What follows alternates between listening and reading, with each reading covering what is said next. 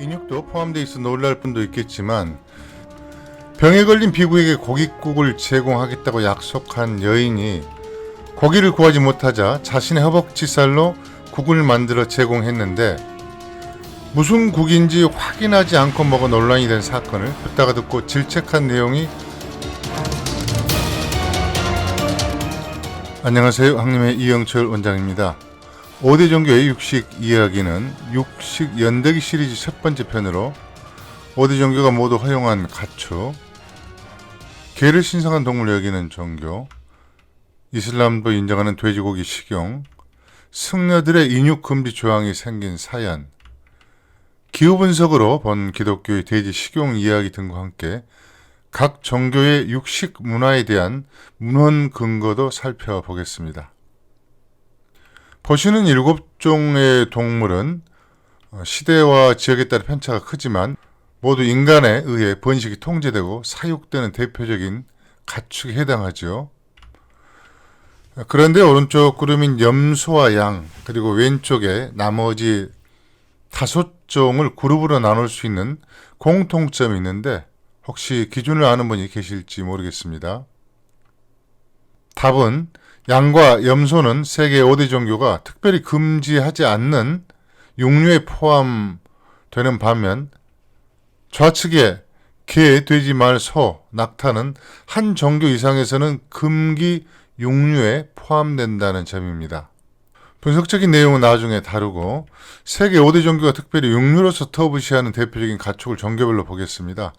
금기 음식 하면 이슬람교의 돼지고기, 힌두교의 소고기, 불교의 경우는 식물인 마늘, 부추 등 오신채가 생각날 텐데요. 그리고 이슬람교 코란에서 허용되는 할랄과 금기 음식 하람, 유대교 율법 카시아룻에서 허용하는 코시어와 금기하는 트라이프가 있죠. 할랄과 코시어는 음식 재료뿐만 아니라 확보와 조리 방법, 섭취 방법까지 포괄하고 있는 개념입니다. 이슬람교는 돼지고기, 힌두교는 소고기, 이슬람교 원조격인 유대교 역시 돼지고기는 금기시한다는 점을 모르는 분은 많지 않을 것 같습니다. 그런데 시기에 따라 강도 차이가 있지만 힌두교에서도 돼지고기를 터부시한다는 점을 명확하게 아는 분 역시 많지 않을 것 같은데요. 개시종교 등 신을 매개한 일반 종교와 달리 뇌과학, 자연과학 요소가 강하게 융합된 불교는 원론적으로만 보면 딱히 금기 음식이 존재하지 않을 수 있다는 점도 체크 포인트가 될 것 같습니다. 붓다가 활약했던 기원전 6세기 초중반까지 마하승기유를 제외하고는 돼지고기는 불교 금기 음식에 포함되지 않는데 이것은 브라만, 힌두교 역시 이 시기에는 돼지고기에 대한 터부가 강력하지 않았다는 의미가 되기도 합니다. 이어서 가장 논란이 많은 개 식용에 대해서 보겠습니다. 낙원과 지옥, 종말, 부활, 사탄, 메시아, 미륵 등등 세계 5대 종교에 깊이 영향을 끼친 종교가 우리에게는 불을 숭배하는 종교로 알려진 배화교인데 교주 이름을 붙여서 조로아스터교 또는 그리스식 발음으로 자라투스트라교라고도 합니다. 이른바 거동종교 중에서는 개를 신성한 동물로 취급한 유일한 종교일 것 같은데 그러나 여타 종교에서는 개는 거의 부정적 이미지가 강했죠. 유대교는 당연히 금기 음식이고 불교도 명확히 금기 육류로 지목했습니다. 돼지와 같은 패턴인데 불교에서 금기 육류로 분류했다면 브라만, 곧 힌두교 역시 기원전 6세기에는 대체로 개 식용을 하지 않은 것으로 볼 수 있겠습니다. 기독교와 이슬람교는 스위스, 스페인, 캐나다, 모로코, 알제리 등 일부 지역에서 식용인 점, 개 도살과 판매 법률이 시행된 반증 등을 고려하더라도 부정적인 문화가 다수인 점을 종합해 금기 육류로 일단 분류하겠습니다. 다만 율법 또는 그에 준하는 기록물로 금지하지 않은 점을 고려해 흑백 이미지로 구분했습니다. 이어서 말을 보면 유대교, 힌두교, 불교 모두 엄격하게 식용을 금지하는 가축입니다. 기독교 문화권에서는 특정 시기 상당 지역에서 식용을 했기 때문에 논란의 여지가 있지만 로마 제국의 말 식용 거부 또는 숭배 문화를 그대로 계승하려는 흐름이 유지된 것으로 봐서 금기 육류로 분류하고, 이슬람교는 아라비아 반도를 중심으로 한 건조 사막 지역은 금기를 한 반면 초원 지역인 카자흐스탄 등 중앙아시아의 이슬람권은 식용을 하고 있어 금기 육류가 아닌 것으로 분류하겠습니다. 끝으로 낙타는 사막 횡단 등 불가피하게 낙타를 먹을 수밖에 없는 이슬람권에서는 상당량이 지금도 소비되고 있지만 유대교에서는 엄격한 금기 음식이고 나머지 종교에서는 금기 육류로 규정하고 있지는 않습니다. 유대교 경전인 타나크 레위기 11장에 허용하는 음식과 그렇지 않은 음식을 상세히 규정했는데, 육류는 색임질하는 것이나 굽이 갈라진 짐승으로 한정하면서 그 중에서도 낙타, 돼지 등은 먹지도 말고 만지지도 말라고 했습니다. 흔히들 낙타를 소, 양과 동일한 되새김 동물, 반추동물로 생각하는 경우가 많은데, 낙타는 반추동물이긴 하지만 소, 양과 같은 반추류 동물에는 포함되지 않습니다. 그런데 금기 육류가 많은 것보다 더 까다로운 것은 피를 모두 제거하기 위해서 날카로운 칼로 동정맥과 식도 등을 동시에 절단해야 한다. 허가받은 전문 도축업자만 가능하며 등등등 도축 방법을 엄격하게 규정하고 있는 세치타라는 규정 때문입니다. 어류는 먹을 수 있는 기본 조건이 지느러미와 빛늘이 있어야 하기 때문에 고등어, 갈치, 가오리, 낙지, 참치, 새우, 그리고 민물, 메기류도 먹을 수 없고, 조류는 독수리, 올빼미 등 맹금류와 타조, 펠리컨 등 개체가 큰 종류 중심으로 금지하고 있고, 곤충은 굳이 언급한 것으로 봐서는 식용이 일반화된 것으로 추정됩니다. 이슬람교의 꾸란 5장 3절은 그분의 이름으로 도살되지 아니한 고기와 먹줄라 죽인 것과 때려서 잡은 것과 떨어져서 죽은 것과 서로 싸워서 죽은 것과 다른 동물이 일부를 먹어버린 나머지와 이것들은 불결한 것이니라 하고 60금기 기준을 말하고 있는데, 식용 목적으로 도살되어 부패, 오염 가능성이 없는 고기를 먹어야 한다는 취지로 일단 이해가 되고요. 우상의 제물로 바쳐졌던 것은 종교적인 측면, 화살에 내기를 걸고 잡은 것이니라는 부분은 상업에 종사하는 사람들에게 가장 치명적인 도박과 술을 금하는 것과 관련이 있을 것으로 그렇게 분석이 됩니다. 이어서 6장 145절에 죽은 고기와 피와 돼지고기와 알라 이름으로 도살되지 않은 고기를 제외하고는 부득이한 경우 허용한다고 되어 있습니다. 그러나 숲이 충분한 중앙아시아 일부 지역에서는 돼지고기도 먹고 있어 금기 육류가 기후 환경과 밀접하게 연동되어 있다는 것을 잘 드러내고 있는 대목이 아닌가 싶습니다.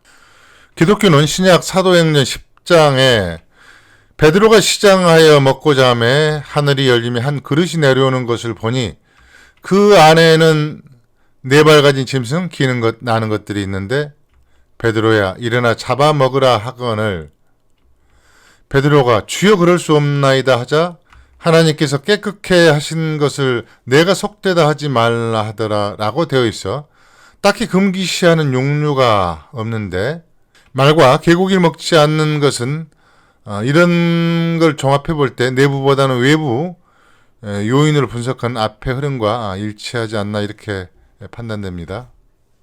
힌두교는 역사적으로 큰 변화가 있어 일단 기원전 800년경 또는 600년경 전으로 구분을 해서 접근하겠습니다.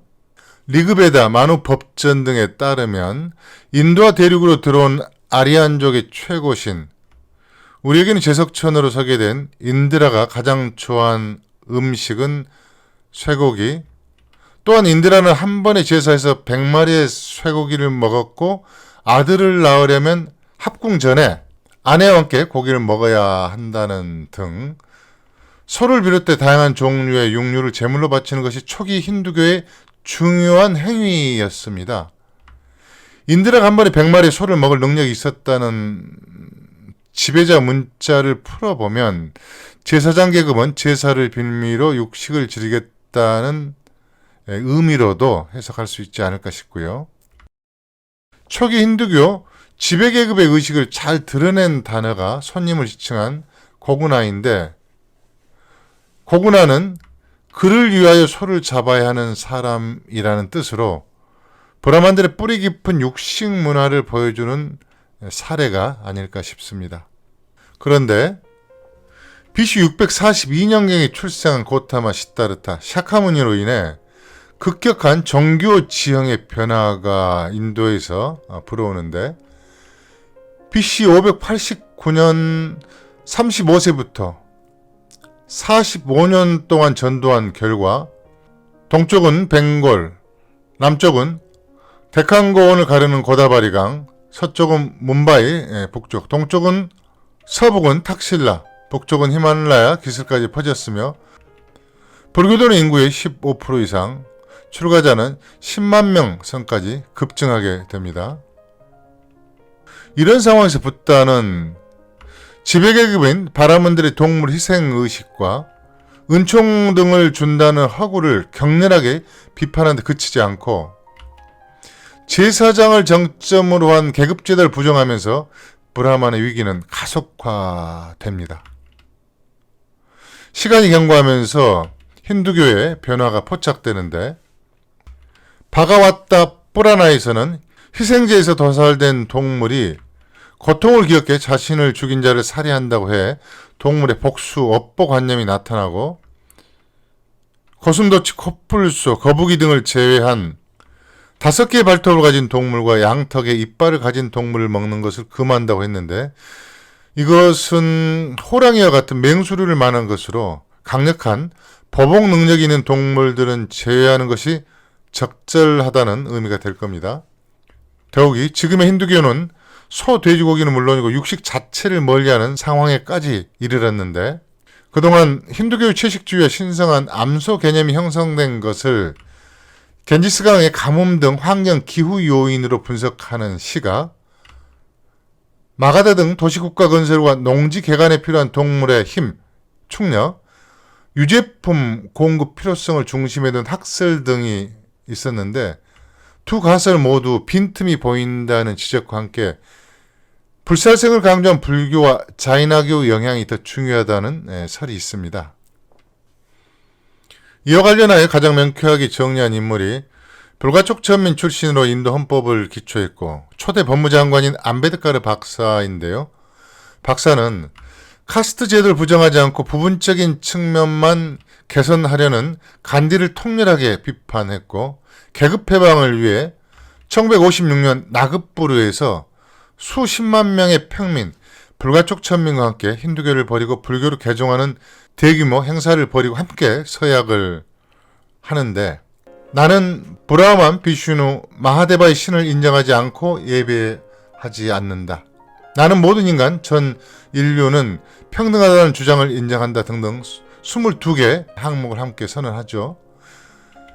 그는 지배계급의 쇠고기 식용 거부는 수백 년간에 걸친 불교도와 투쟁 과정에서 고안해낸 책략이며, 동물 희생제를 신성시했던 그들이 채식주의자가 된 것은 불교도보다 앞서 대중의 마음을 사로잡기 위한 선택이었다고 진단을 하고 있습니다.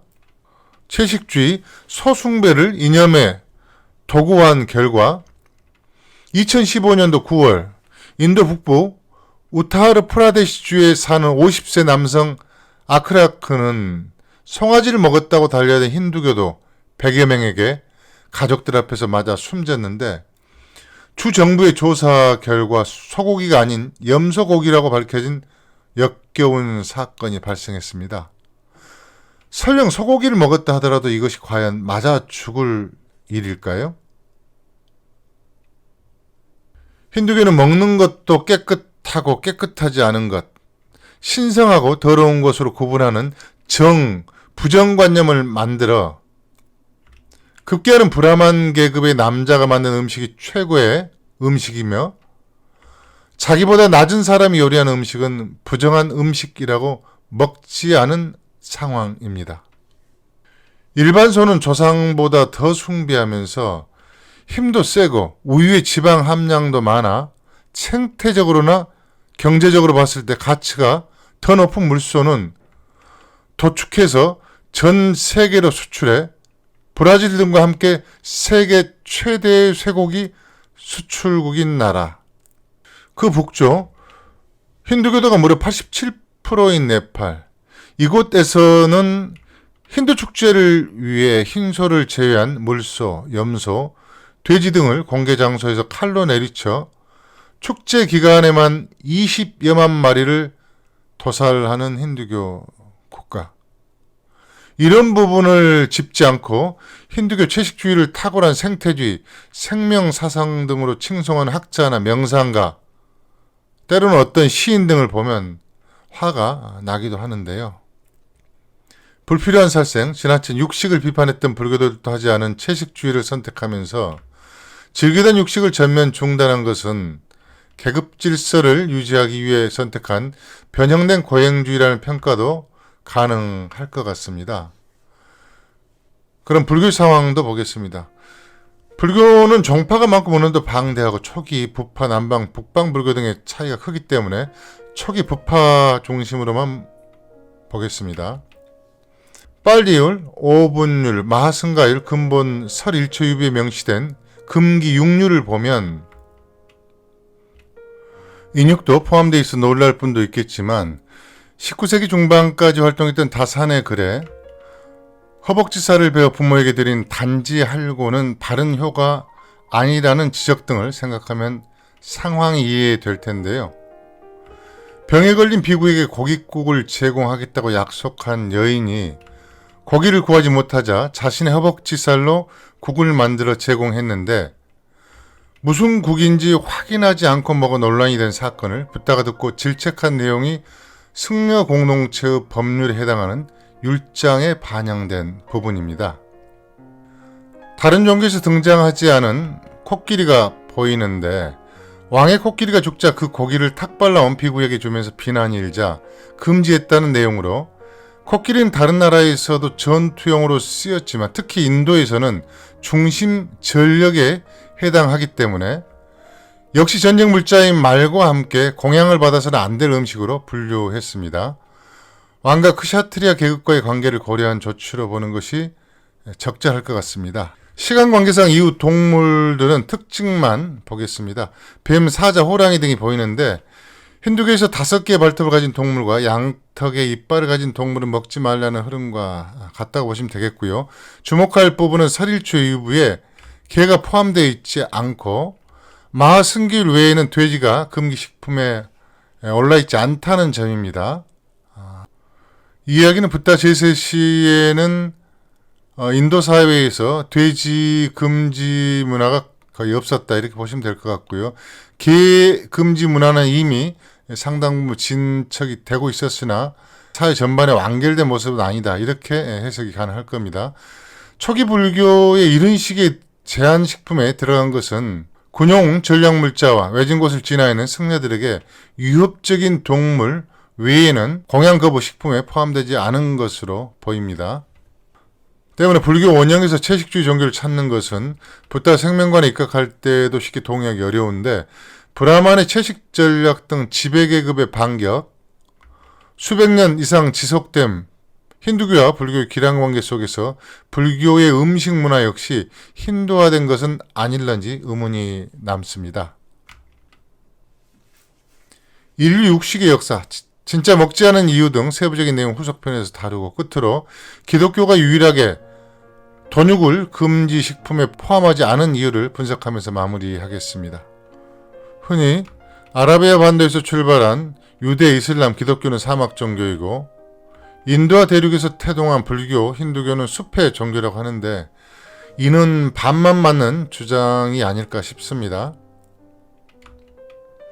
쾌페의 기후지도를 기준으로 분석하면 녹색의 인도 바라나시 지역은 여름에 비가 많이 오는 온대 하우 계절에 속하는데 아라비아 반도는 창세기의 원형 지역인 바빌론을 포함해 메카 등의 거의 전 지역이 붉은색으로 온난 사막 기후, 그리고 지중해 북부의 로마, 이스탄불, 동부의 예루살렘 지역은 노란색의 지중해성 기후, 북부 외곽은 온난 수변 지역으로 일단 이슬람의 메카와 유대교, 기독교 예루살렘은 사막 기후, 지중해성 기후로 차이가 있습니다. 이어서 예루살렘 지역을 정밀하게 보면 포인트별로 약간의 진폭이 있지만 요르단강을 경계로 동쪽 요르단은 사막 기후, 서쪽 이스라엘 지역 중 사이를 둘러싼 빨강은 사막, 노랑은 온난 스텝, 녹색의 지중해성 지역이 섞여 있는 것을 확인할 수가 있습니다. 돼지 서식 환경을 보면 돼지 피부는 지방층이 두껍고 땀샘이 퇴화되어 고온 지역에서는 생존력이 크게 떨어집니다. 그리고 무게가 많이 나갈수록 온도 상승에 따른 스트레스 지수도 함께 높아지는데, 우리가 그 동남아 다큐 같은 것을 보면 그 원주민들이 키우는 돼지가 굉장히 작지 않습니까? 보통 70kg 미만으로 보시면 됩니다. 이런 크기가 작은 돼지들은 기온 영향에 따라 스트레스를 적게 받은 반면에 90kg 이상이 넘는 돼지들은 영향이 굉장히 크죠. 때문에 상대적으로 서유럽 돼지들 같은 경우는 등치가 큰 것을 우리가 확인할 수 있는데요. 이게 다 환경 영향으로 보시면 되겠습니다. 돼지 피부는 두껍다고 했는데 그러나 피부는 상당히 연약합니다. 때문에 햇빛 등으로부터 보호하기 위해서는 진흙탕에 굴러서 피부막을 보호하게 되죠. 문제는 진흙탕이 없을 경우에는 깨끗한 것을 좋아하는 돼지이지만 자기 분뇨 위해서라도 굴러서 피부막을 만들어야 되는 그런 특성이 있습니다. 잡식성이지만 양과 소, 이런 그 반추류 동물들이 먹는 잔디와 같은 풀을 먹고 살 수가 없습니다. 우리가 돼지가 풀을 먹는다 할 때 인간도 먹고 하는 잡초, 나물류 성격이 이런 풀을 먹는 거죠. 때문에 잡식성이지만 열매, 곡물류가 주식인 동물입니다. 이것을 종합해보면 돼지는 고온, 건조, 숲이 없는 풀만 있는 스텝 지역에서는 살 수가 없고, 한반도와 같이 온대 지역이라도 여름이 극단적으로 고온 다습한 환경 역시 굉장히 불리합니다. 일단 번식력부터 떨어지고 면역력이 급격히 떨어지게 되는 거죠. 또 겨울이 극단적으로 추운 대륙성 기후 역시 좋은 조건이 아닙니다. 가장 좋은 곳은 무덥지 않은 여름, 극심하지 않은 추위, 온난하면서도 숲이 많아 그늘과 열매 등을 쉽게 얻을 수 있는 곳. 어느 지역이 떠오르는가요? 바로 서유럽 지역이죠. 그리고 결정적으로 돼지는 유목 생활이 어렵습니다. 돼지 10마리를 몰고 가는 걸 상상할 수 있겠습니까? 또 하나는 오아시스에 식수원 등을 오염시킬 수 있는 그런 위험성이 있기 때문에 돼지고기가 아무리 맛있더라도 사막 건조 지역에서 돼지를 키우는 것은 매우 위험한, 공동체 생명을 위협하는 행위였기 때문에 강력한 통제를 하였을 것으로 추정이 됩니다. 이 가이드라인을 적용해보면 이슬람의 본고장인 메카가 있는 서중부 지역, 사육 부적합, 지중해성 기후와 스텝, 사막이 얽혀있는 예루살렘 지역은 제한적인 사육, 키우더라도 일부 지역만 허용한다, 이런 뜻이 되겠죠. 실제 역사적으로도 그렇고 지금 이스라엘에서 돼지를 사육하고 있습니다. 지중해 북부 지역, 특히 연중 원하고 숲이 많은 서유럽은 최적, 나머지 지역도 숲이 보존된 곳은 좋거나 무방한 곳이라 할 수 있는데, 이 서식 환경 분석법은 현재 돼지고기를 먹고 있는 지역과도 정확히 일치합니다. 잘 아시다시피 기독교가 태동한 곳은 예루살렘이지만 양지의 종교, 제국의 종교가 된 곳은 아시아와 유럽을 잇는 이스탄불이었죠. 기독교 율법이 사실상 지중해성 기후와 냉대, 수변 기후 등에 기반해 로마어 종교로 재세팅된 점을 감안한다면 신약 사도행전의 베드로 체험 내용은 자연스러운 흐름이 아닐까 싶고요. 흥미롭게도 그리스 북쪽과 국경을 마주하고 있는 인구의 75%가 무슬림인 알바니아는 제약 없이 돼지고기를 먹고 있는데 국토 70%가 산림지대입니다. 이런 점을 종합할 때 종교는 자연환경의 산물이라는 말을 재확인하는 것 같습니다만 동시에 금기 음식의 형성은 종교적 요소가 강하게 작용하고 있다는 점도 함께 기억하길 바라면서 마치겠습니다. 최초 가축인 개는 기원전 13,000년 또는 12,000년경, 양염소 돼지는 BC 8,000년, 이어서 닭은 BC 7,500년, 소 BC 6,000년. 안녕하세요. 황림의 이영철 원장입니다. 육식 연대기 2편, 가축의 역사 대륙판으로 완전정복편을 시작하겠습니다. 육식 연대기 1편에서는 세계 5대 종교가 먹지 않는 포유류 고기와 각 종교별 문헌적 근거를 살펴봤습니다. 2편에서는 인간과 동물의 역사를 담은 대륙판 이동, 인류 생존과 직결된 로라시아 상목, 동물이 가축화되는 세 가지 유형, 주요 동물의 가축화 시기 등을 살펴보겠습니다. 중고등학교 시절 태양계 행성을 공부하기 위해 수금지와 목도 1000여 명을 암기했고, 동물과 식물을 분류하기 위해 계문, 강목, 과속종을 외웠던 기억이 날 겁니다. 이 7단계 또는 개 앞에 역을 포함한 8단계를 기본으로 각 단계마다 세분화하여 분류를 하는데, 강목, 과 등 해당 단계를 기준으로 그 위에 상단계, 아래 넘버 2의 의미를 담고 있는 으뜸 아 단계, 그 아래 하, 맨 아래 소 단계까지 나누기도 합니다. 예를 들어서 영장목이 속한 사람의 경우 목 단계에서만 영장 상목, 목, 아목, 하목, 소목 등으로 세분되기 때문에 현생 인류를 기준으로 할 경우 생물 분류 단계는 20단계를 훌쩍 뛰어넘는다는 점을 기억하면서 가축의 족보를 알아보겠습니다. 사람과 중대형 가축은 젖을 먹고 크기 때문에 같은 포유류에 속하며 그 하위 그룹은 짐승 숫자를 쓴 수화강 단계입니다. 옛말에 금수만 또 못한 놈이라고 할 때 금은 알에서 태어난 날짐승, 수는 네 발로 생활하는 길짐승을 가리키는데 이때 수를 말하는 거죠.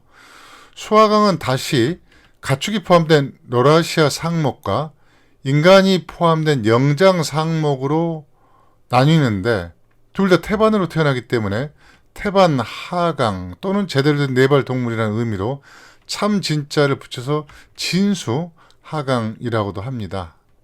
가축이 속한 로라시아 상목은 다시 6개의 목 그룹으로 분화됩니다. 발굽이 홀수인 기제목, 발굽이 짝수인 우제목, 주로 육식을 하는 맹수가 많은 식육목, 포유류 가운데 거의 유일하게 나올 수 있는 박쥐목, 두더지처럼 맹장이 없는 진무맹장목, 천상갑처럼 몸이 딱딱한 비닐로 덮여 있다고 해서 비닐 린자를 쓴 유린목 등 6그룹입니다. 이 6개 그룹이 속한 로라시아에 얽힌 유래를 찾아가면 자연스럽게 동물의 진화와 분류체계, 가축의 기원을 이해할 수 있는데, 인류 이동사뿐만 아니라 동물의 이동사도 함께 담고 있는 지구 대륙판의 구조와 특징으로 살펴보겠습니다. 인문학지도 중국 3편 대륙판 총돌이 지형환경에서 네팔 운남 사천 지역에서 지진 발생이 빈번한 이유를 소개해드렸는데, 약 9천만 년 전 남반구의 곤드와나 대륙이 여러 개로 갈라질 때 하나로 붙어있던 인도 땅과 마다가스카르 땅이 분리되면서 인도판이 연 20cm 빠른 속도로 북상해 아시아판과 충돌한 결과 히말라야 산맥과 청장고원이 형성되었고, 두 판의 충돌이 현재 진행 중이다 보니 이 지역에서 대형 지진이 자주 계속 발생하고 있다고 소개해드렸습니다. 아시는 바와 같이 현재 지구는 5대양 6대주로 구성되어 있습니다. 6개 대륙이라고 하지만 규모가 작은 인도 대륙, 즉 인도판이 유라시아판과 부딪혀 히말라야 산맥을 만들었듯이 대륙은 6개 조각이 아니라 실제로는 퍼즐처럼 크고 작은 조각으로 이루어져 있습니다. 이처럼 대륙이 퍼즐처럼 붙었다 떨어지고 이동할 수 있는 것은 여러 층으로 이루어져 있는 지구 표면 속에 내핵부터 압류권까지 유동성이 높은 층이 많고, 특히 외핵처럼 액체 상태이다 보니 그 위에 있는 지구의 껍데기, 즉 암석권과 지각으로 구성되어 있는 딱딱한 대륙판은 더디지만 지속적으로 이동을 하고 있습니다. 양파를 둘러싸고 있는 껍질처럼 우리가 딛고 있는 땅은 지구 전체와 비교하면 매우 얇고 불완전한 존재라는 점을 기억할 필요가 있습니다. 버슈니 지각판은 한반도가 포함된 유라시아판입니다. 주요 대륙판과 해양판을 모두 살펴볼 텐데 육지 부분보다 바다 속까지 이어진 대륙판의 경계선을 놓치지 않으면서 시선을 옮기시기 바랍니다. 아프리카판은 지중해를 경계로 유라시아판과 붙어 있습니다. 그냥 지구과학 보듯이 접근하면 별 가치 없는 자료이지만 기원전 약 1620년경 이 대륙판의 경계에 있는 크레타 섬에서 북쪽으로 약 110km에 있는 산토리 섬의 테라와산이 대폭발하여 미노아 문명이 초토화되었고, 모세의 이집트 탈출 사건, 사라져버린 아틀란티스 등이 이 대륙판과 관련되어 있다는 점을 생각하면 지구과학과 인문학의 경계가 따로 있다고 할 수 없을 겁니다. 북미판은 그린란드를 포함하고 있는데요. 알래스카 어느 베링해에서 끝나지 않고 축치 반도 등도 포함하고 있습니다. 이어서 남미판, 그리고 유라시아와 아프리카 사이의 아라비아판, 그 동쪽에 있는 인도판, 남쪽으로는 원래 인도판과 하나였던 호주판이 있습니다.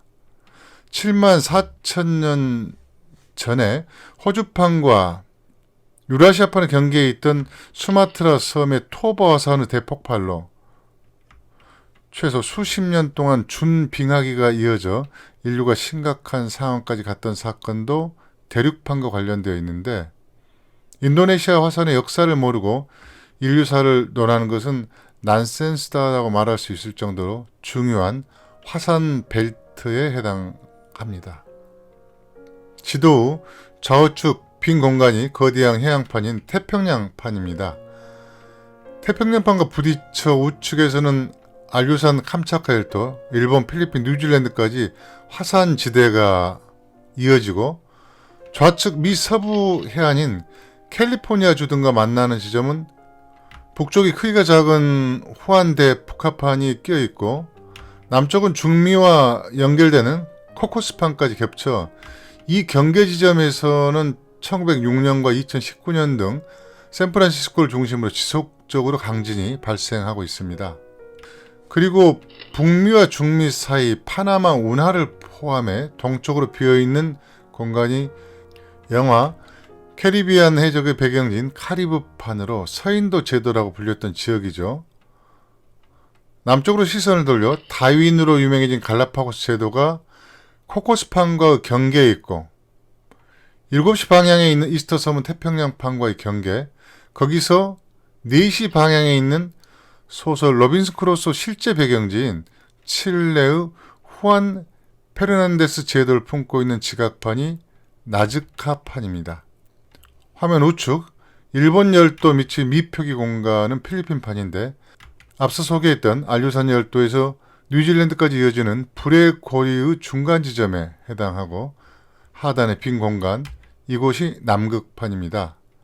끝으로 남미판과 남극판 사이의 검은 빈 공간은 스코티아판인데, 경계선이 해저에 있고 거주지와 떨어져 있어 특별히 주목할 필요는 없어 보입니다.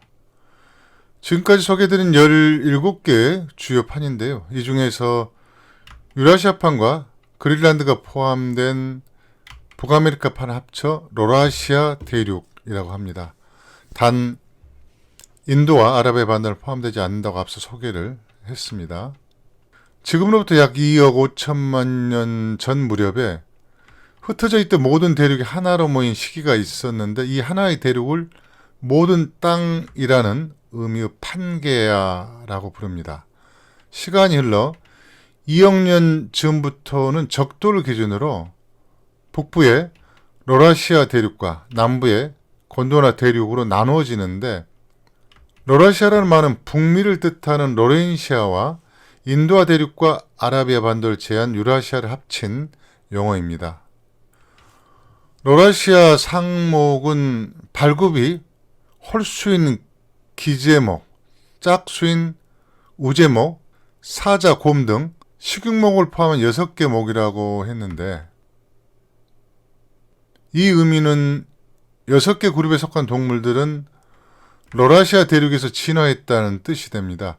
특히 인류 생존에 절대적인 영향을 미친 대표적인 가축인 말, 당나귀, 낙타, 돼지, 소, 양, 시베리아의 생명 죽이는 술록 등이 모두 로라시아 상목에 속합니다. 그리고 식육목인 개, 늑대, 곰, 물개, 바다코끼리, 호랑이, 사자 등등도 로라시아 대륙에서 진화한 동물이 됩니다.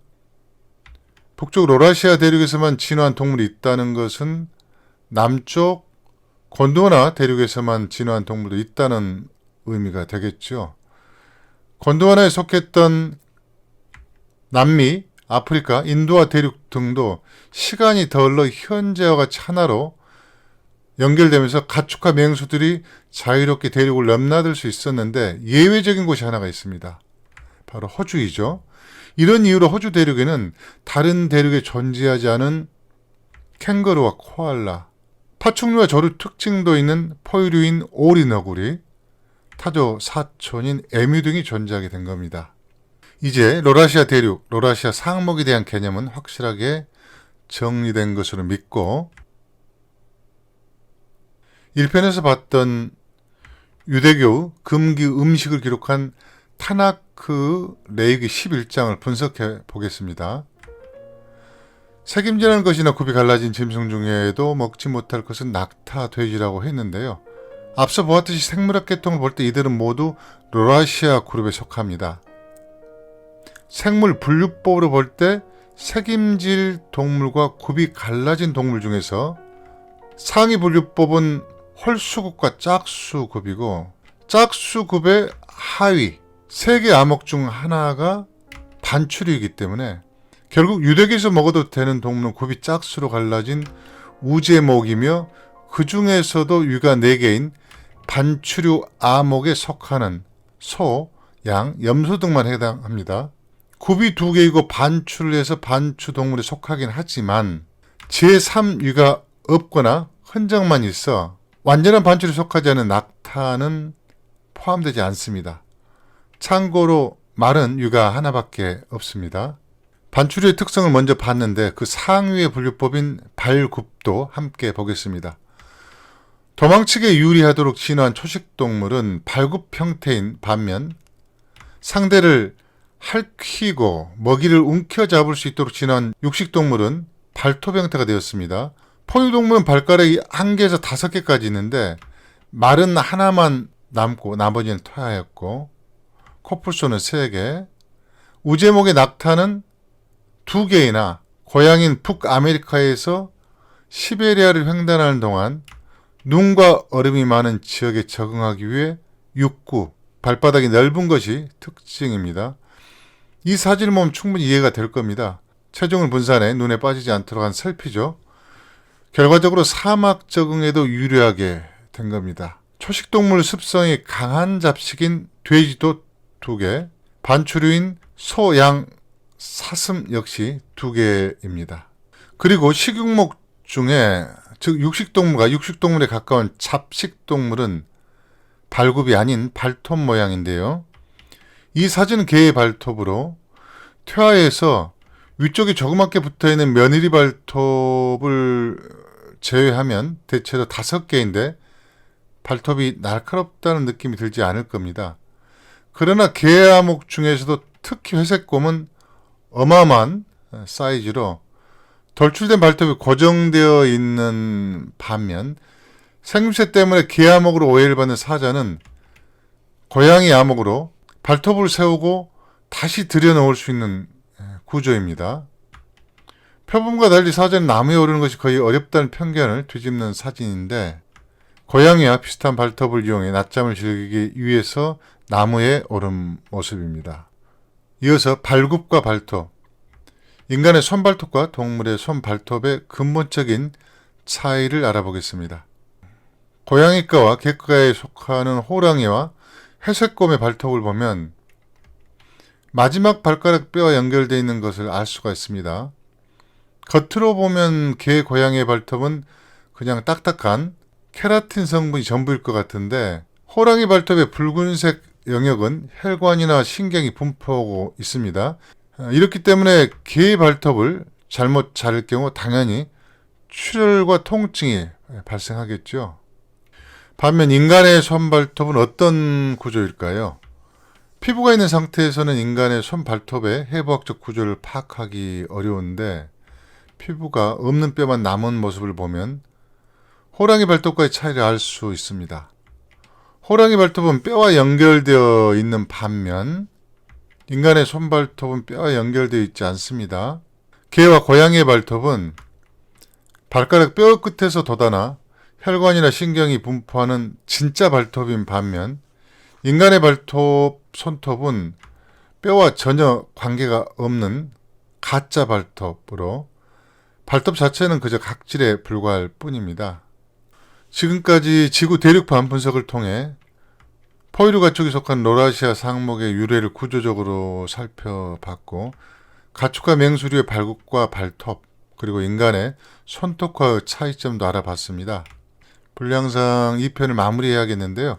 동물이 가축화되는 세 가지 가설을 보면 공생 경로는 동물이 먹이를 찾아 인간의 생활권으로 스스로 접근하는 사례가 될 텐데 개, 고양이, 닭 등이 해당합니다. 가장 대표적인 포식 혹은 수확 경로는 사냥감 감소 대비 또는 유제품 등의 안정적인 확보를 위해 사냥감 중에서 선택적으로 가축화를 하는 양, 염소, 소, 돼지 등이 해당합니다. 세 번째, 기획 경로는 식량 자원 차원을 넘어 육체적 기능 활용 등 특정한 목적을 이루기 위해 말, 당나귀, 낙타 등을 사육한 경우가 되는데요. 그런데 먹이 확보를 위해 때로는 1000km가 넘는 장거리 이동, 그 시기와 코스, 번식 시기를 인간이 선택하지 않고 인간이 술록에 맞춰 유목생활을 하는 술록은 완전 가축화를 이루지 못한 반야생동물로 구분하는 것이 정확할 것 같습니다. 말은 최초의 고기와 유해품 확보 때문에 가축화했다는 포식 경로로 보는 견해가 있다는 점도 역시 기억했으면 합니다. 가축화된 동물 중 인간 사회에 가장 큰 영향을 준 빅5는 소, 돼지, 말, 양, 염소를 꼽는데 그 중에서도 말은 인류사에 가장 큰 영향을 끼친 동물로 보고 있는 게 일반적인 학설입니다. 그런데 포유류 가축에는 포함되지 않지만 현대 인류 생존에 절대적 영향을 미친 가축은 닭이 아닐까 싶기도 합니다. 닭고기는 세계 5대 종교가 모두 허용하고 있고 세계 전역에서 거의 제한 없이 소비되는 육류로 오래전부터 이미 소, 돼지고기를 압도하고 있는 상황인데 만약 닭고기를 소고기로 대체하면 사육 면적은 10배, 사료는 8배, 온실가스 배출량은 4배 증가하는 상황이어서 거의 대체 불가능한 단백질 공급원이 아닐까 싶습니다. 끝으로 주요 동물의 가축화 시기만 소개해드리면 최초 가축인 개는 기원전 13,000년 또는 12,000년경, 양, 염소, 돼지는 BC 8,000년, 이어서 닭은 BC 7,500년, 소 BC 6,000년, 말, 당나귀는 BC 4,000년경, 작은 낙타로 볼 수 있는 남미의 라마는 BC 3,500년, 그리고 가장 늦은 BC 2,500년경에 등장해 인간의 활동 범위를 획기적으로 확장한 낙타, 지금의 사륜차가 아닐까 싶기도 합니다. 낙타가 있습니다. 역사적으로 하이에나, 얼룩말, 여우 등 수많은 동물들도 가축화를 시도했지만 실패했다는 점도 함께 기억하시길 바라면서 육식연대기 2편을 마치겠습니다. 끝까지 시청해 주셔서 감사합니다. 야자수가 북극권까지 분포해 악어가 북극 해변에서 선탠을 즐겼던 시절이 이어졌습니다. 그러다가 원리고세가 시작되기 직전인 약 3,400만 년 전에 지구기후가 급냉해. 안녕하세요, 형님의 이영철 원장입니다. 육식연대기 시리즈 세 번째, 육식과 화식이 갈라놓은 사람족의 침팬지와 인간편을 시작하겠습니다. 3편의 주요 내용은 현생 인류가 되기까지 12계단, 악어가 북극바다에서 선탠하던 시절, 육식과 화식이 가져온 혁명적 변환, 인류가 세계를 확산할 수 있었던 핵심 요인, 인류에게 큰 장벽이 된 초식과 채식 등으로 구성되어 있습니다. 육식 연대기 2편, 가축의 역사 대륙판으로 완전정복편에서 소개했듯이 중대형 가축과 사람은 젖을 먹고 크기 때문에 같은 포유류에 속하며 그 하위 그룹인 짐승 숫자를 쓴 수화강 단계, 이어서 네 발 달린 제대로 된 짐승이라는 의미의 참 진자를 붙인 진수화강 단계까지 한 그룹에 속하다가 비로소 로라시아 상목과 영장 상목으로 분리됩니다. 영장이라는 단어가 처음 사용되는 영장 상목부터 현재 인간까지 12단계인데 시리즈를 처음 기획할 때는 복잡할 것 같아 제외했다가 인간의 역사, 인류의 태동사를 체계적이고 정밀하면서도 정확하게 정리한 자료가 부족하거나 영장류와 유인원조차 구분하지 못한 자료가 적지 않아 포함시켰습니다. 예정대로라면 7분 정도 투자해 인종, 민족의 경계 차별이 없는 인류 공통의 족보를 함께 보겠습니다. 영장목의 첫 번째 분류는 고들직, 코비, 원숭이 원자를 쓴 직비원과 구분 코 모양의 곡비원으로 구분하는데 이름처럼 콧등의 직선, 곡선 여부가 아니라 코의 끝에 있는 콧부리가 개나 고양이처럼 모피가 아닌 촉촉한 젖은 코는 곡비원, 고릴라, 사람과 같이 주변 피부와 같은 피부로 이루어진 마른 콧부리는 직비원이라고 합니다. 젖은 코는 시력은 떨어지고 후각이 발달한 반면 마른 코, 즉 더 진화한 영장목은 시력이 더 발달하게 되는데 당연히 주관 활동이 중심이라는 의미가 되겠습니다. 개는 기본적으로 근시인데 인간에 비해 최소 3배 이상 시력이 나쁜 반면 어두운 곳에서는 인간보다 잘 볼 수 있고 대신 젖은 콧부리의 후각은 사람보다 최소 1000배 이상 뛰어나다고 합니다. 이어서 직비원숭이는 눈을 기준으로 원숭이류와 안경원숭이로 나누고 안경원숭이를 제외한 진짜 원숭이, 즉 진원류는 다시 코를 기준으로 좌우 코 간격이 좁은 코를 가진 협비원과 그 반대인 광비원으로 갈라지는데 그림처럼 코의 간격, 방향 등이 서로 다릅니다. 협비, 곧 좁은 코 원숭이류 중에서 긴 꼬리 원숭이를 제외한 없을무, 꼬리미, 원숭이원, 즉 꼬리가 없는 원숭이부터 사람이라는 명칭을 붙이기 시작하는데 여기서부터 호미노이디어, 곧 위인원이라고 부릅니다.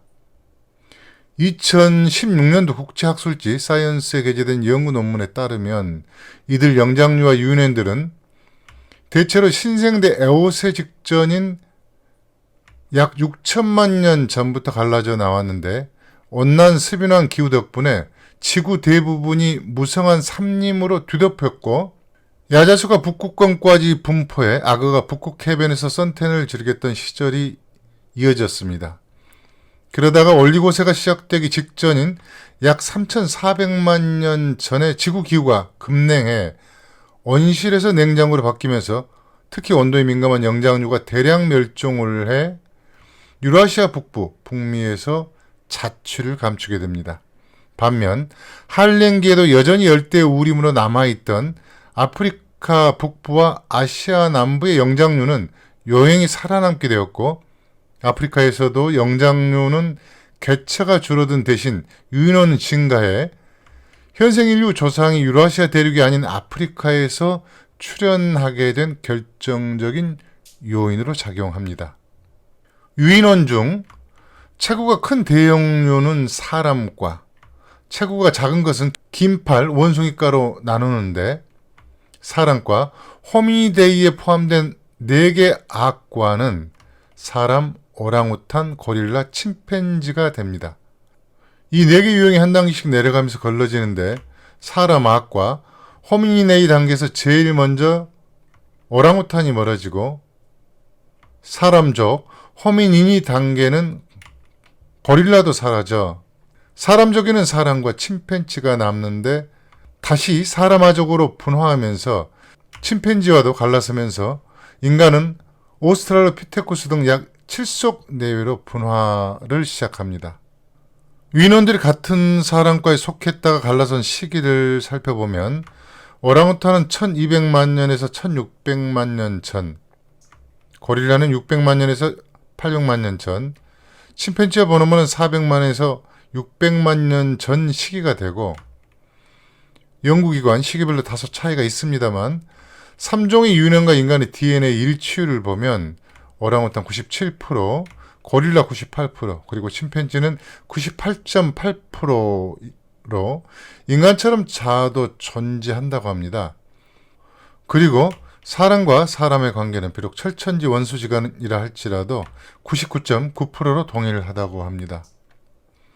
침팬지와 결별한 사람아족은 유인원에서 인류로 진입하는 과도기 단계에 이르는데 그 시기는 이르면 약 700만 년 전에 사일란트로푸스부터 시작했다고 보고 있으나 화석이 계속 발견되어 새로운 학설 또한 지속적으로 나오기 때문에 일치된 견해는 존재하지 않습니다.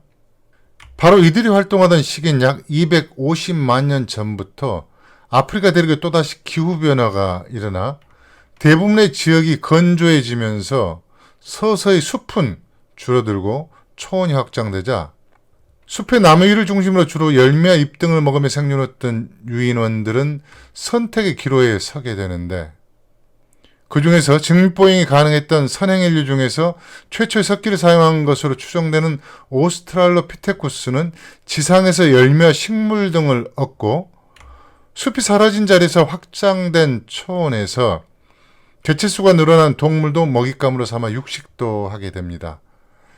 현대 마사이족 모습에서도 볼 수 있듯이 맹수들이 잡은 고기를 훔치고 빼앗거나 때로는 맹수가 남긴 사체를 확보하는 수동적 사냥부터 시작한 것으로 보입니다.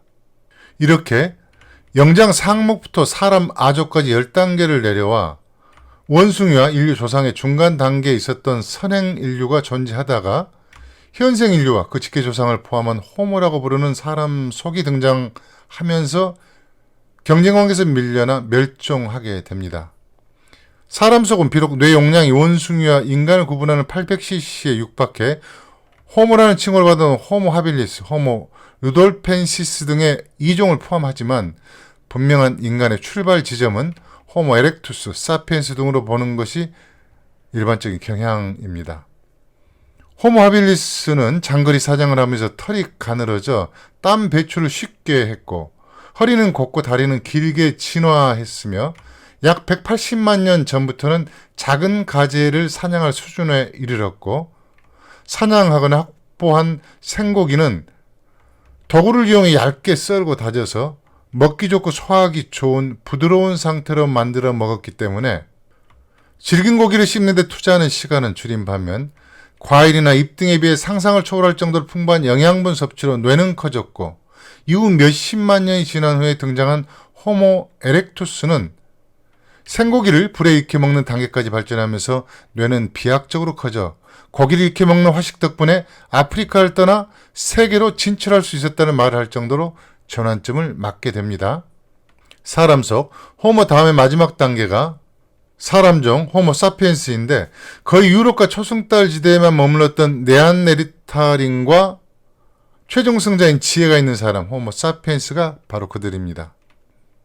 현생인류 출현까지의 12단계 과정을 전체적으로 요약하면 소, 말, 개, 돼지 등 가축과 사람 기원이 된 영장류는 진수, 하강에서 갈라지고 코 간격이 좁은 협비원 소목 단계에서 꼬리가 있는가 없는가를 두고 갈라져 비로소 사람 같은 원숭이라는 의미의 유인원이 되고 유전자가 최소한 97% 이상 일치한 오랑우탄, 고릴라, 침팬지와 차례로 갈라선 다음에 돌도구를 처음 사용한 원숭이인간 오스트랄로피테쿠스가 출현했다가 육식과 화식을 선택한 인간의 뿌리가 된 호모 에렉투스에게 자리를 물려주고 구인과 신인으로 불리는 현생 인류와 직결되는 네안데르탈인과 호모 사피엔스에 이르게 됩니다.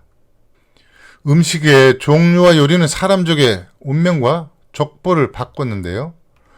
인간과 함께 꼬리 없는 영장류로 진화한 고릴라, 침팬치 등이 초식, 채식에만 머물렀던 반면 최초로 돌도구를 사용했던 원숭이 인간인 오스트랄로피테쿠스가 수동적 사냥이지만 육식을 시작해 인류가 본격적으로 사냥꾼으로 전환할 수 있는 토대를 만들었고 1000cc 이내 영적에 이른 요리하는 사람인 호모 에렉투스가 유라시아 대륙 전역으로 퍼져나가 진정한 인류의 뿌리로 분류될 수 있었던 것은 고기를 익혀서 먹는 화식이 결정적인 요인으로 작용했습니다. 동물은 사냥하기 쉽지 않지만 성공할 경우 특별한 제약 없이 안심하고 섭취할 수 있는 먹이인 반면 식물은 사냥할 필요가 없지만 대신 다양한 독성 등으로 방을 하기 때문에 정보가 축적되지 않으면 식용할 수가 없습니다. 사진 좌측은 참나물과 같은 향이 나는 우산나물이고 다른 하나는 독초인 삿갓나물인데 삿갓나물을 우산나물로 착각해 중독된 사례가 여전히 적지 않은 것처럼 공유 재배 이전에 인류의 초식 채식의 삶은 결코 넘기 쉽지 않은 장벽이었을 겁니다. 김병만의 정글의 법칙을 보면 처음 간 곳에서 사냥한 이름을 모르는 물고기, 날짐승, 들짐승, 심지어 뱀이나 벌레도 거의 제약 없이 먹는 반면 열매, 과일 등은 현지 전문가의 자문을 받기 전에는 입에 대는 것조차 조심하는데 일부 식물은 입술에 대는 것만으로도 위험하고 우리에게는 친숙한 바나나도 야생종은 구워도 먹기 어려운 종류가 있기도 합니다. 고기는 유도, 경도 관계없이 전 세계 어느 곳에 있건 성분이 유사하고 먹을 수 있기 때문에 물고기가 있고 동물이 이동하는 곳이라면 인류는 고기를 징검다리 삼아 확산할 수 있었습니다.